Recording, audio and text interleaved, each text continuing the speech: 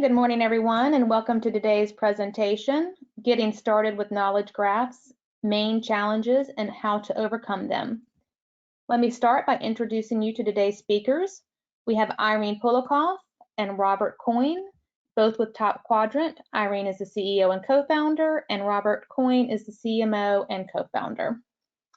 Before we get started, let's review a few logistical items. Please feel free to ask questions as we go along by using your GoToWebinar controls. To post questions, please look on the right-hand side control panel. You should see a drop-down box. If you click on the box, you should be able to post your question at any time during the presentation. We will address as many questions as time allows at the conclusion of the webinar. We will also be recording today's webinar, and we'll send a link to the recorded version as well as to the slides. We will also wrap up with a brief Q&A as time allows, and we will be presenting a couple of brief polls throughout the webinar, so thank you in advance for your participation. With that, I will hand it over to Robert to get us started. Robert? Thanks, Christy, and welcome everyone. Thanks for joining us today. Most of you probably know the Top Quadrant has been focused on using knowledge graphs for many years, and that this technology has been variously known as semantic technology, linked data, or the semantic web. Well, the company was founded in 2001, the same year that the vision of the semantic web was born. And since then, we've been engaged in applying knowledge graph technology to create enterprise applications and to make enterprise information meaningful. Since 2015, our focus has been to provide comprehensive data governance solutions based on knowledge graphs. Today's presenter primarily is Irene Polikoff, CEO of Top Quadrant. Irene has a long career and deep expertise not only in applying knowledge graphs to enterprise data management, but in helping to create and shape the standards for knowledge graphs through the W3C. What she's going to cover today is informed by working with many industry customers over the last 20 years. She'll discuss some of the key challenges typically faced by users as they explore the application of knowledge graph technologies. Irene has a lot of insights and practical guidance to share on each of the topics you see listed here on the agenda. And collectively, when managed with the right tools and best practices, addressing these types of challenges makes it possible to efficiently use and gain the benefits of knowledge graphs for many kinds of enterprise solutions. With that, I'll turn it over to Irene. Thanks, Robert. And let me show my screen. Yes, with knowledge graphs, there has been quite a journey, and during that journey, we've learned a lot. Historically, the technology and standards and ideas behind knowledge graphs got pioneered by Tim Berners-Lee and about 20 years ago, where the idea was to use the infrastructure of the web to distribute not just documents, but data, distribute and connect data.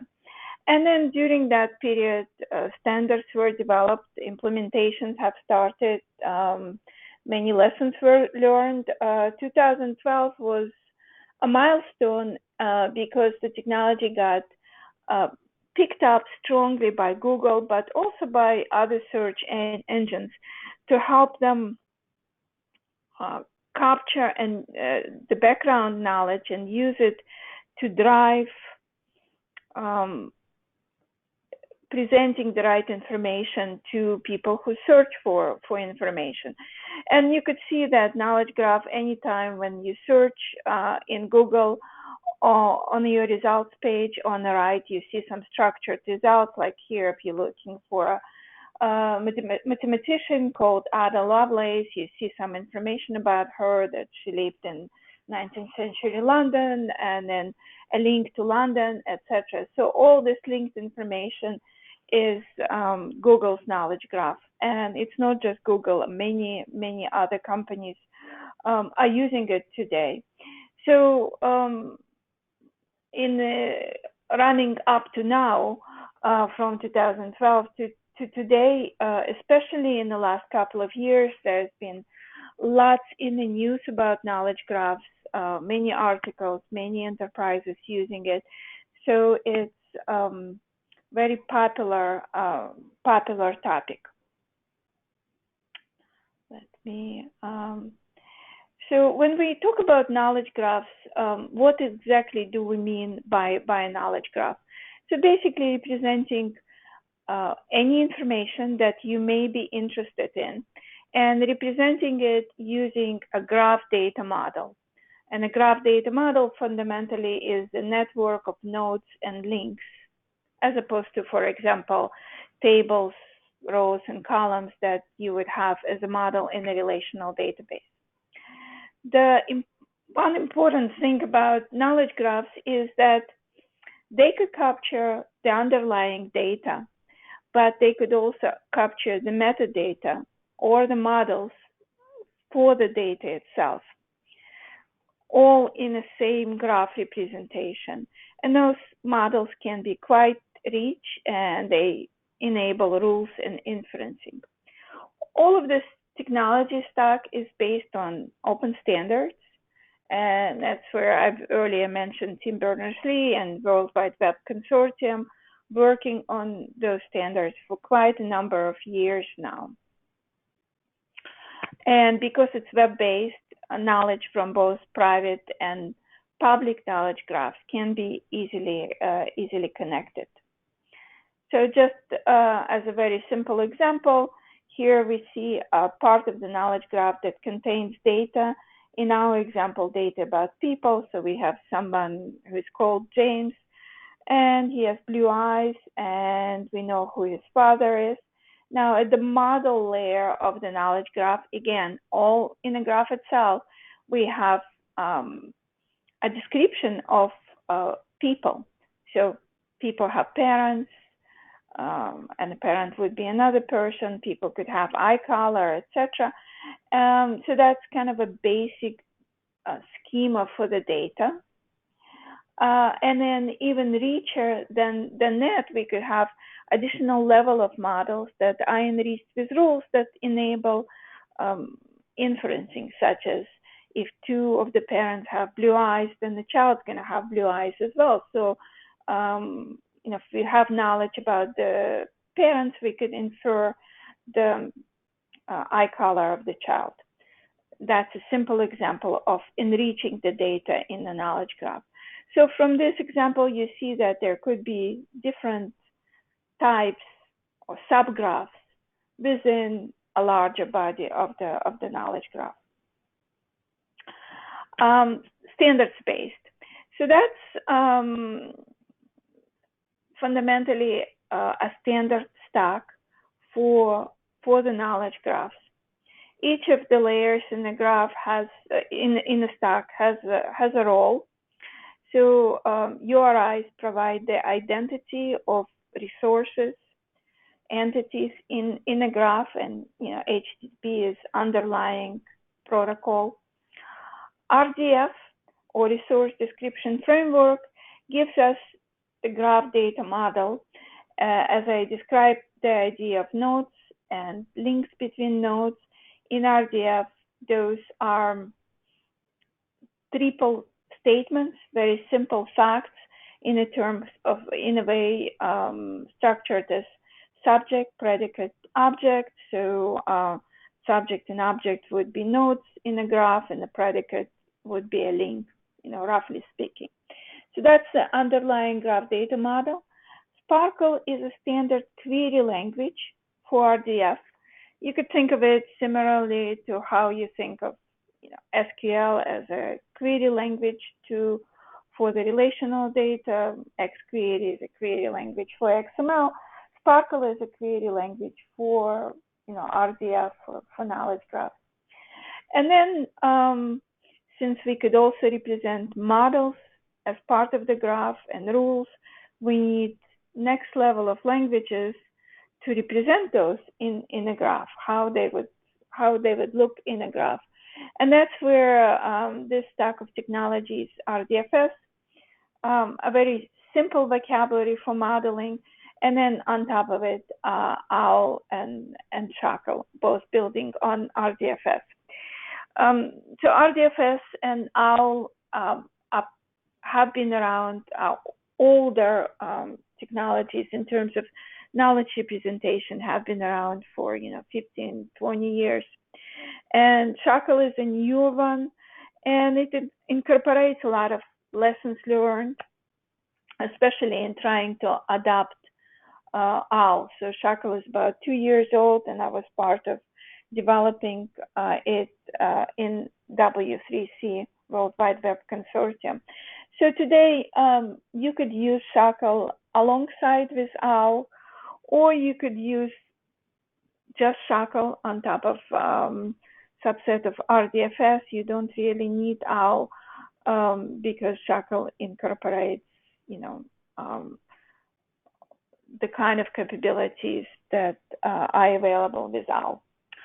So you could use them together, or you could just use Shackle by itself. So with that, reflecting on the past, these standards and technologies have been in development for quite some years. They have matured now, and there's been lots of learning and lots of lessons regarding what works, what doesn't work, that are important for new users and maybe not even so much of a new users. So with that, as I will move to talk about specific questions that we typically hear from people and how they could be addressed, it would be useful to learn where you are in your adoption of the knowledge graph technologies. And Christy, I think, was going. Yep, I will launch the poll right now. Irene, can everyone see the screen? Quick poll, which best describes your current situation? If you'll just take a second and please select one, we will see where we are in just a couple of seconds. Looks like everyone's taking their vote. And I will share the results. Let me just go ahead and close that, share results, and there you go. Oh, pretty even split between researching, planning, and currently implementing a solution. Okay, so we see that only a few people have this in production. So that probably tells us that, the challenges that we're going to talk about going to be, appropriate to those who are still designing what they're going to implement. Okay, so let me move to the first question that we often hear is, and that's a question around URI design. So that's something unique for this technology, for knowledge graph technology. For example, if you design a database, you don't have to worry about URIs. You just develop your data model, and yes, you may want to identify the primary key for your database, but for specific tables, but the database will assign the identifiers automatically, and you don't really have to think much about URIs. Well, the URIs are actually a unique advantage of this technology because they provide global identity as opposed to a local identity. And that helps to connect your data irrespective of where it's actually located. You could now use that identity across and kind of free your information, cross-link it, refer to it between the different silos. So important feature, important capability, but then brings some requirement to think about, so how will I design my URI? Now, URIs has two parts to it. One is the namespace, something like, www.topquadrant.com, for example, or any other namespace that you will be using. I mean, typically that namespace will be a domain that you own as an organization, because it's important to have URIs that are dereferenceable, and one could retrieve information from that. But beyond owning the domain, what actually you put in that namespace is up to you. So the next part is the identity of the resource itself. And fundamentally, there are three approaches that all the practices have converged on. You could use a name or a label of a resource for that last part of the URI. This is suitable for the models themselves, for the ontologies, when you define classes, when you define properties. Why? Because this way you're going to have a human readable URI that's useful when you look at the information in its serialization format, because there is a serialization format for knowledge graphs where you could actually look at the information. That's also useful in queries. Let's say you want to query for someone's eye color. Well, if you have to remember that the eye color is something with ID 2175 329, that's gonna complicate your development of queries, obviously. There is some cons against it as well, because what if you change the name of something?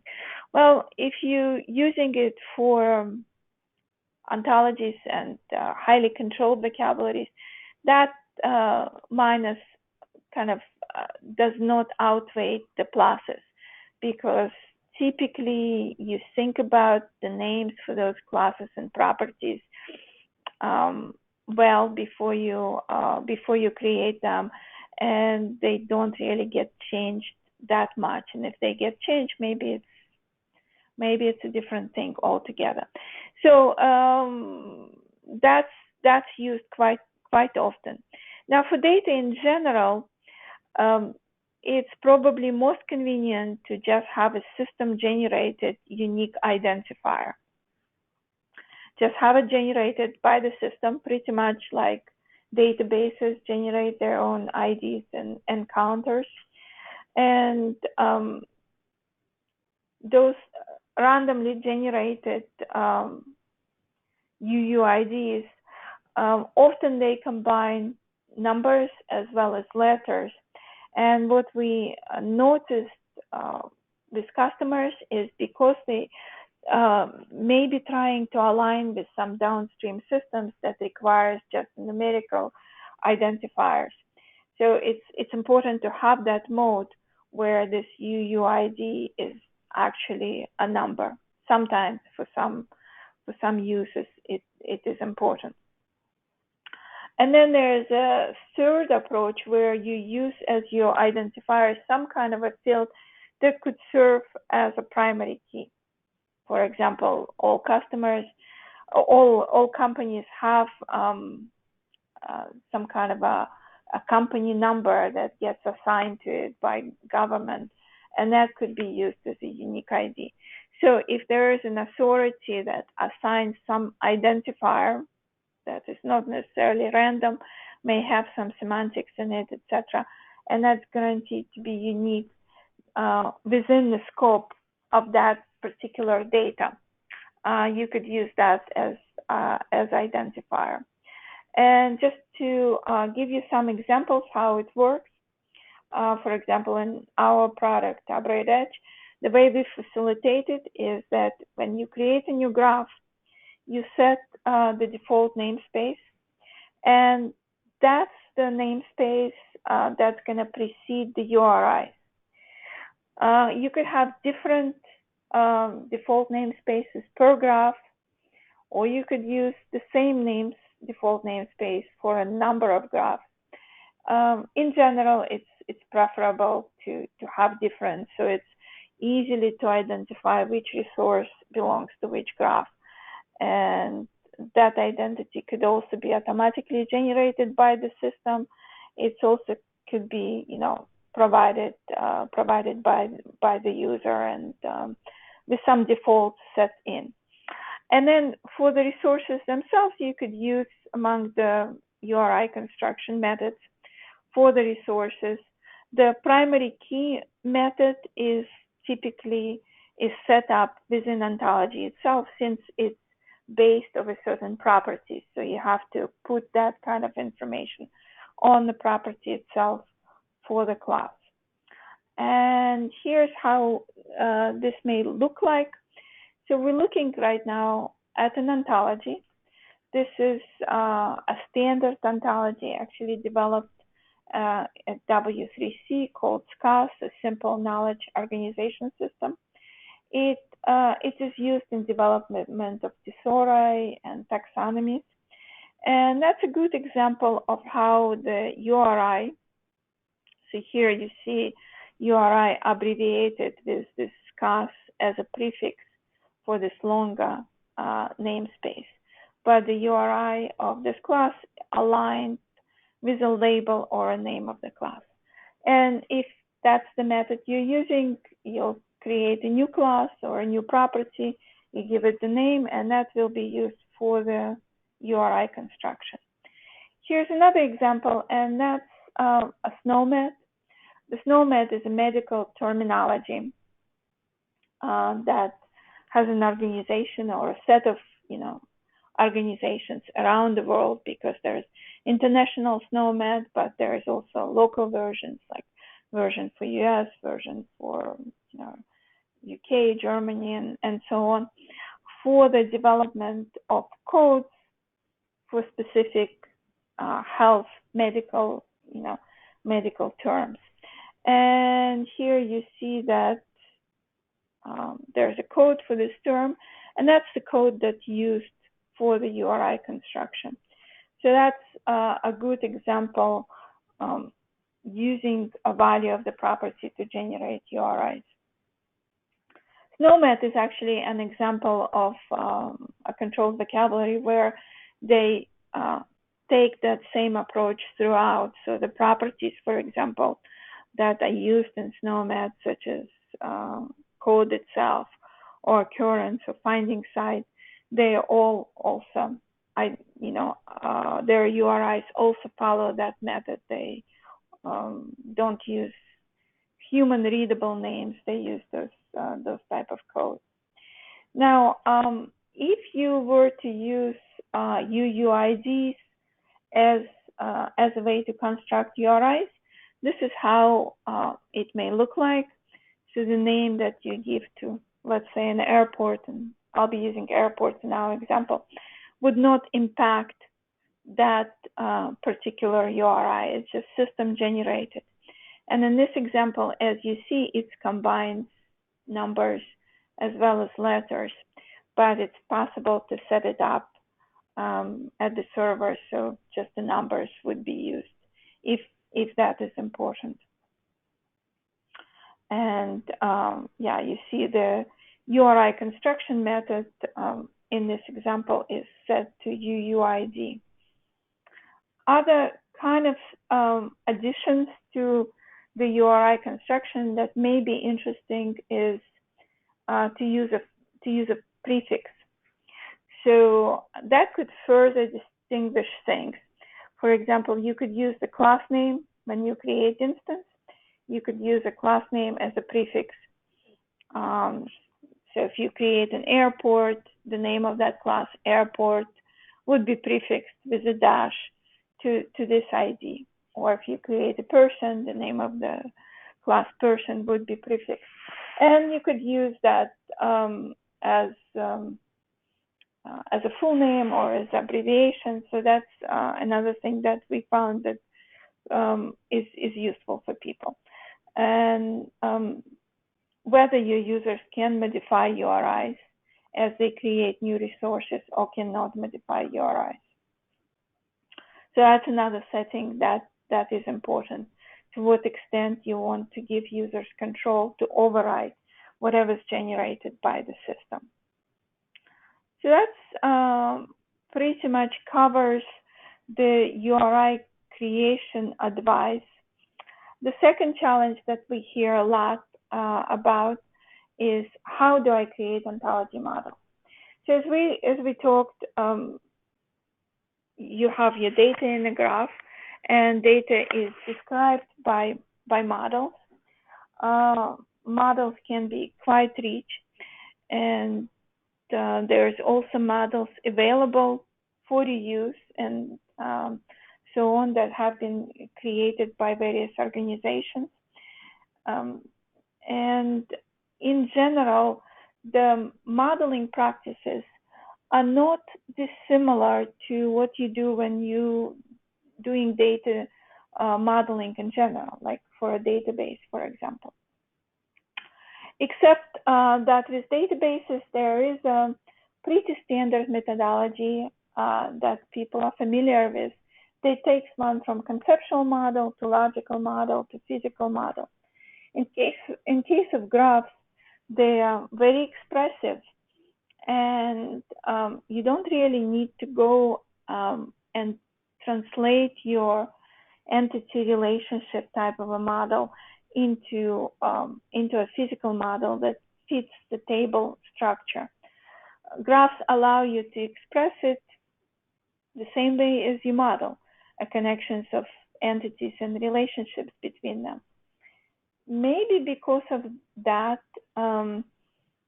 there is this tendency when starting with ontology modeling to do modeling in abstract, separate from the data that will be used to populate the model, and separate from actual use cases, how the models will be used.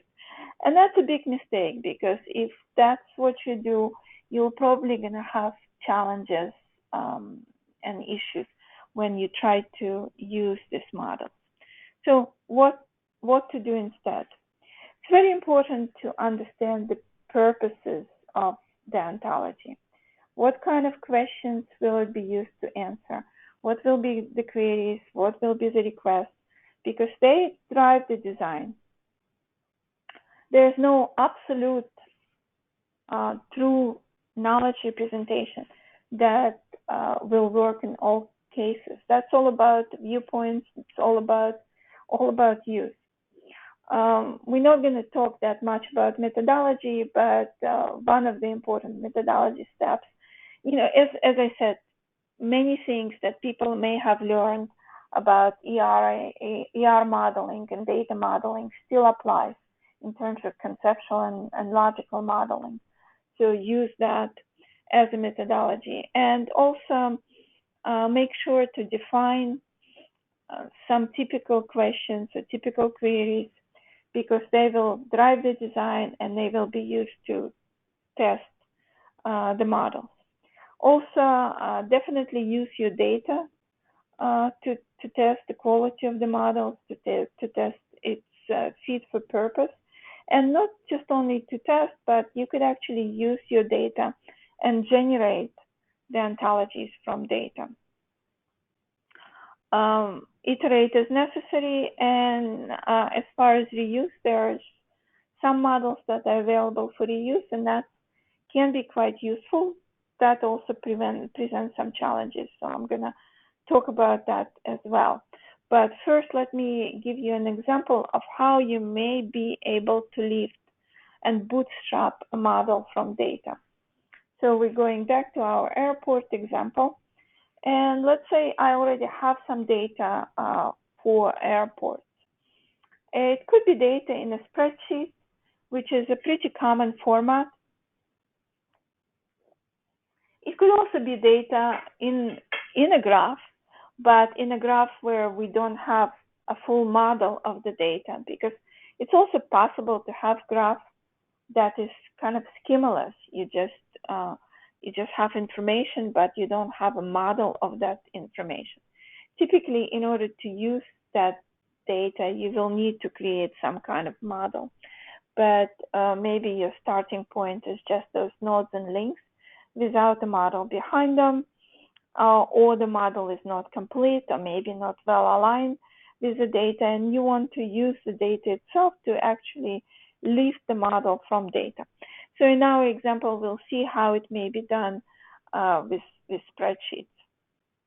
And So we're trying to get from a spreadsheet properties for the class airport, deriving it from this particular source. So you get your spreadsheet, and then what you get is a dialog that presents all the columns in the spreadsheet as potential properties for you to select. And here we're using label-based URI creation method. So you see that URIs presented here in a QName form, in a property ID column here, are derived by names, from names, using camel case convention. But if you were using some other method such as UUID, then you would see different types of URIs, randomly assigned. And then in terms of the values for those properties, the data in this case in the spreadsheet will let this process to determine what the values should be, like integers versus string, etc. But some of those values could actually represent relationships, links to other concepts, such as country may actually be a link to resources of type country. And you could adjust that, switching it from a string to a relationship, and then say relationship to members of what class. And then the result will be, something like this, where we've gotten the properties that we needed from the data, and that sort of help us to quickly create a model for their airport information. And you see it here in the diagram as well, kind of representing a model. Another place where you could go for a source of the model could be some well-known external knowledge graph. So Wikidata is one example of a very large knowledge graph that contains lots of information. So in this example, we're going to try to get the model for the country from Wikidata. And the way it's done is very similar. You use some instance data as an example. So if you go to Wikidata or Wikipedia, the ID for, let's say, Germany is Q183. So you could use that as an example of the kind of data is available for this country in Wikidata, and you see there's quite a bit of information about it. And you get presented with a list of properties to select from that you may want to reuse in your model, such as, life expectancy of population, etc. And they've already determined from Wikidata what kind of values they could have, their cardinality, and so on. And you just get that information into your model and using the properties from Wikidata. The benefit of this approach is that you're aligning with some well-known predicates, and it makes it easy for you, or easier for you, to fetch data from those external sources automatically. So if you wanted to later on get the life expectancy of populations or literacy rate for countries, it's easy to get it from that source that maintains it definitively. So that brings me to the topic of reuse. There's many standard or semi-standard ontologies that are available for reuse. We've mentioned SCAS earlier on, and if you want to reuse any of those, the typical process for using an external ontology is to get hold of it. So you kind of download it. Then you could include it in your graph, and that makes available to you the classes and properties in that model, as it is the case with SCAS. So we could include it in our model of airports, And then we start integrating it. What does it mean to integrate it?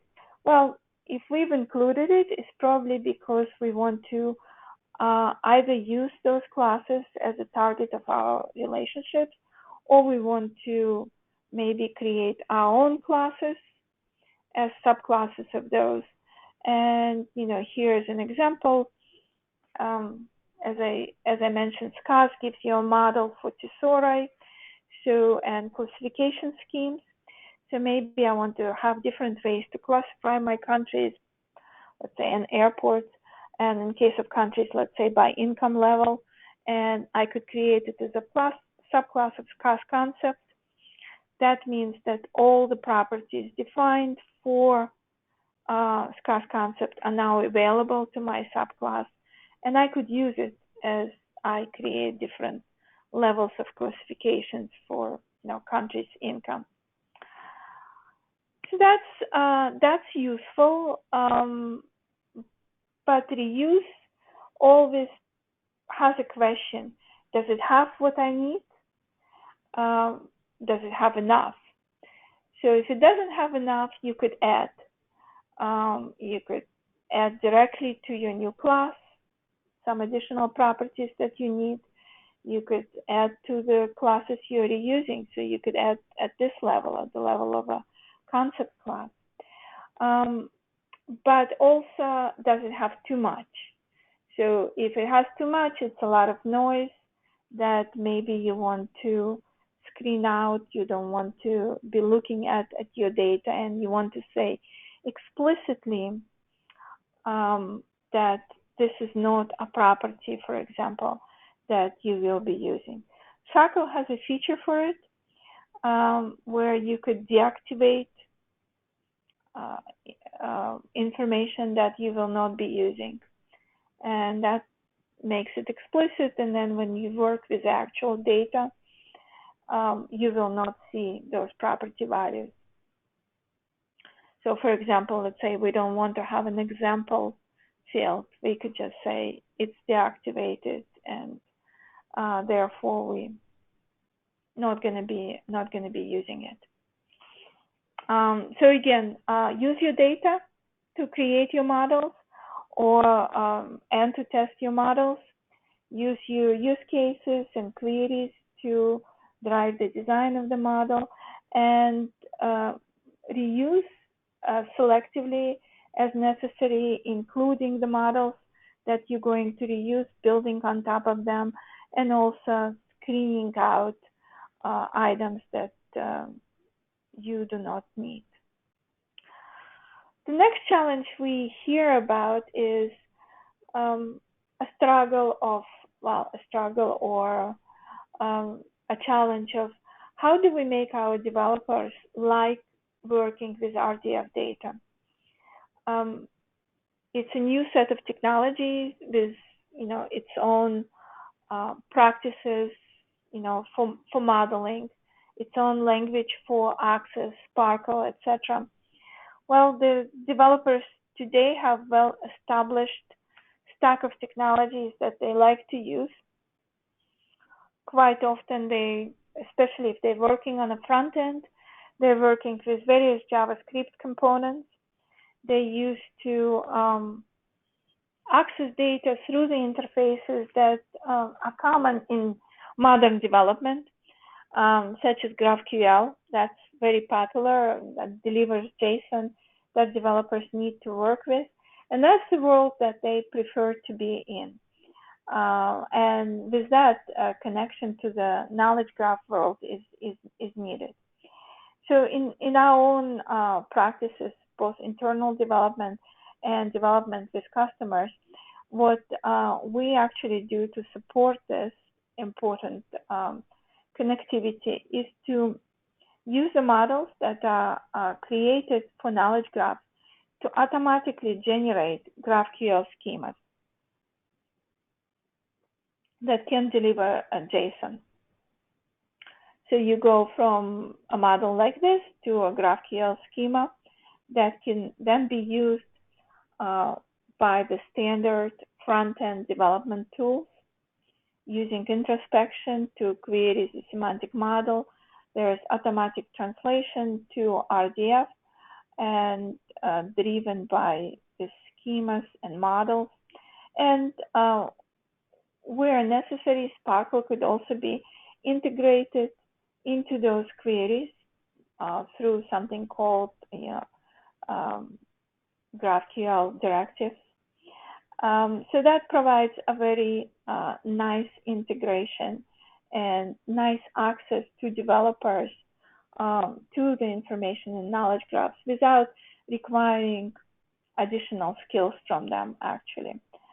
So bridging essentially a world of JSON and a world of knowledge graphs. So let's see how practically that works.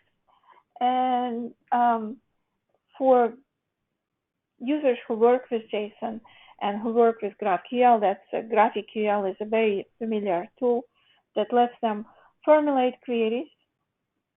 In this case, airports and their names, latitude and longitude, and just get JSON results from that RDF data in the knowledge graph. So if they change the query, the JSON is changed. And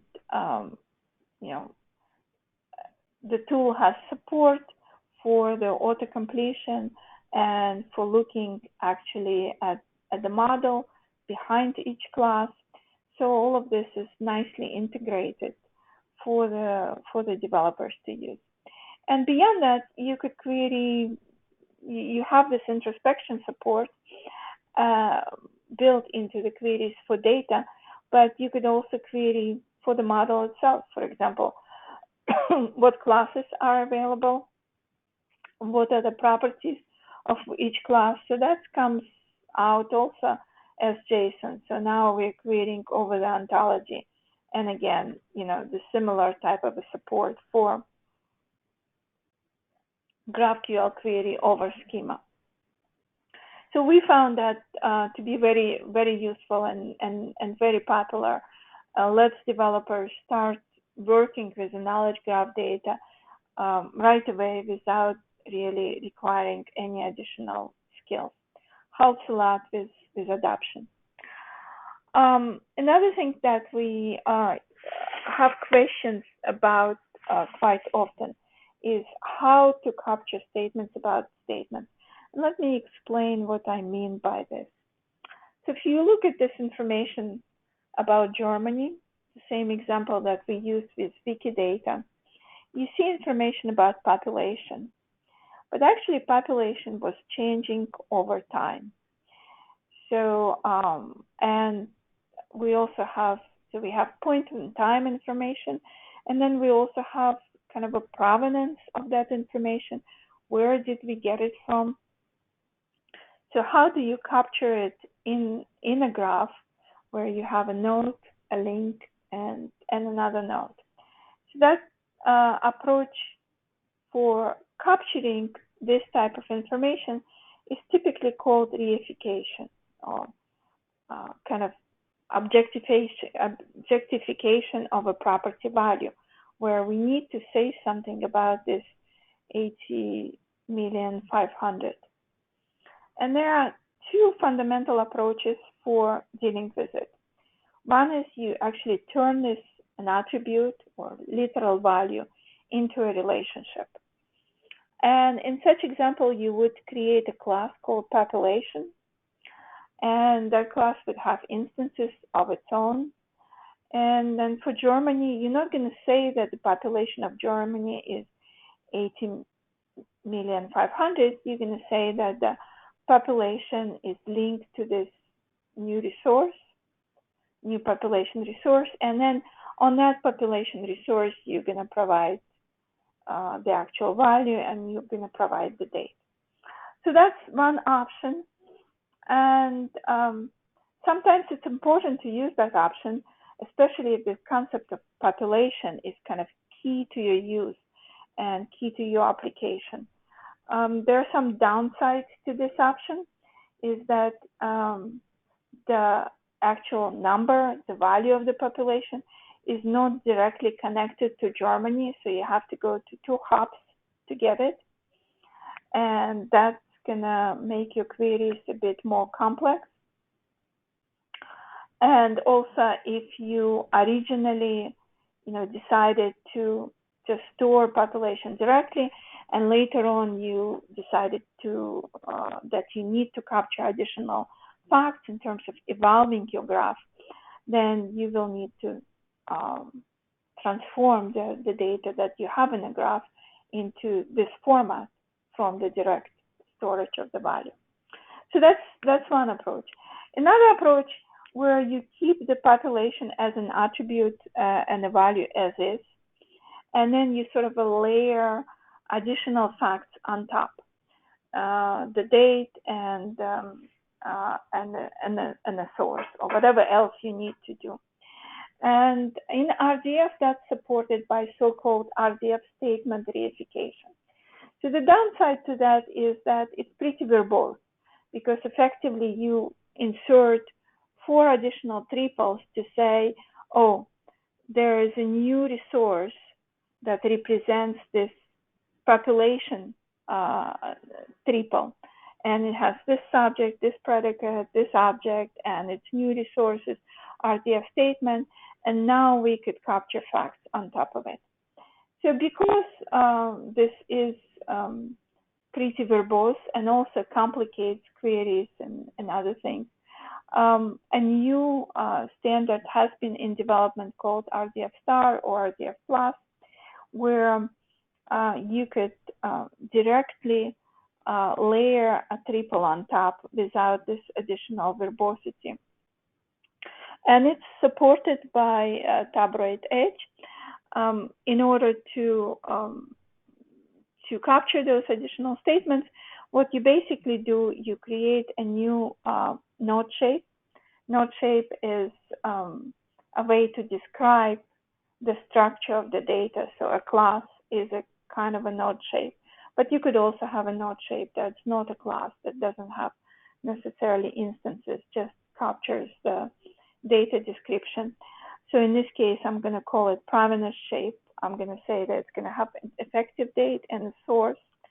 And then I am going to say that this population predicate can have some reification statements according to this shape.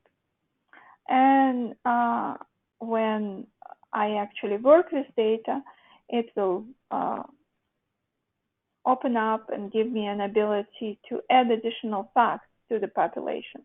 So population is captured as is for Germany, but yet I could add additional facts about it. And the way it looks under the covers, for those who are familiar with serialization of RDF data, you see the Germany, and then the population predicate, and then the actual number is stored as is. And then we have this triple with the effective date on top. And the identifier, the subject identifier for this triple is auto-generated and maintained by the system as derived from the subject, predicate, and object of the underlying triple. So it's always derived. You don't need this additional 4 triples to describe the statements.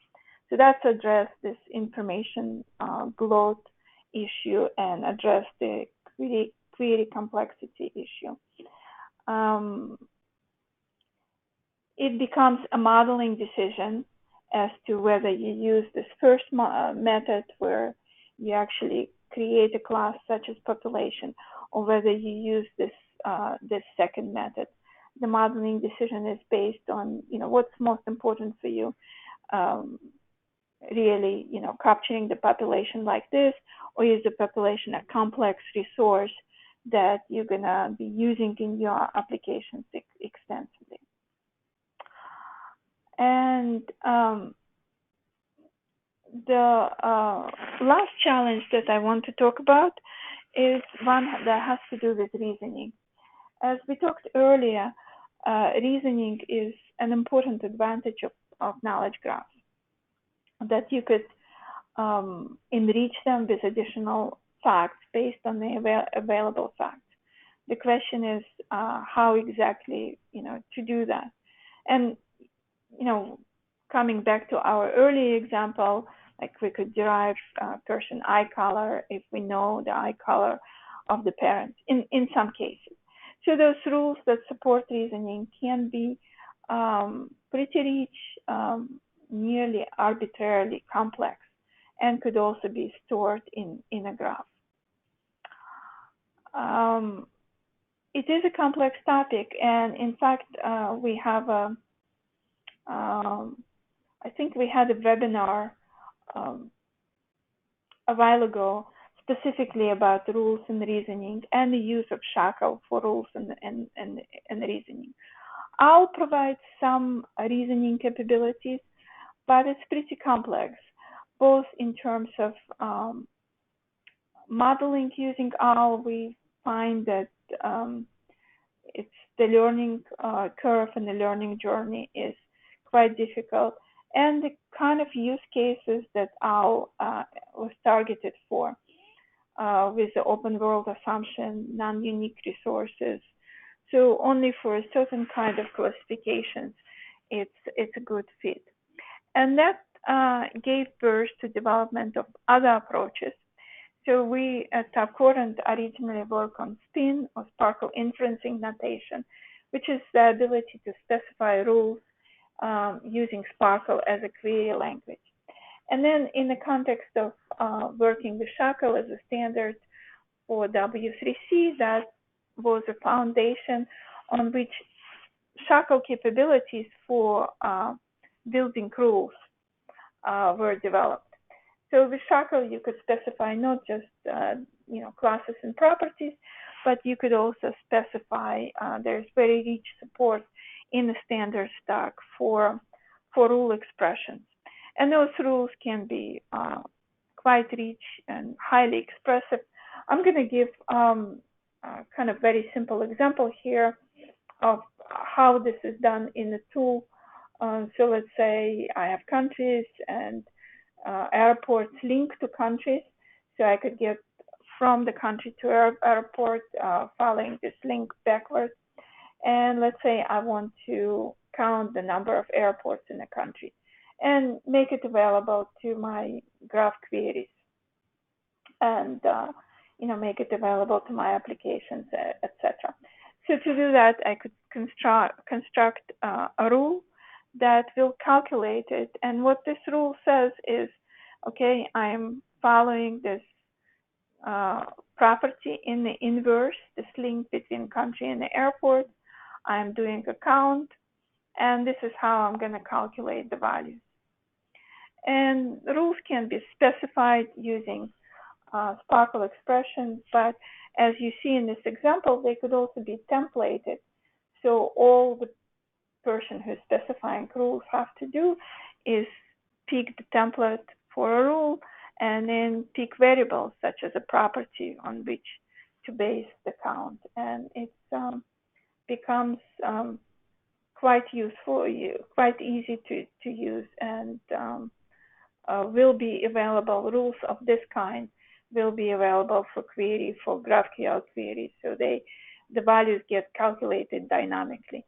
You could also run rules in a batch mode to actually persist those values in the graph. And there are, again, pros and cons for that. And that could be a topic of discussion in its own right, which I'm going to very quickly talk about visualization because we're running to the end. So there is a standard kind of visualization that's very popular for graphs, and that's useful for certain type of use cases, like graph centrality, for example, figuring out who is the person who is the most connected, the clusters of data. Could be useful for navigation going from one resource to another resource. But this type of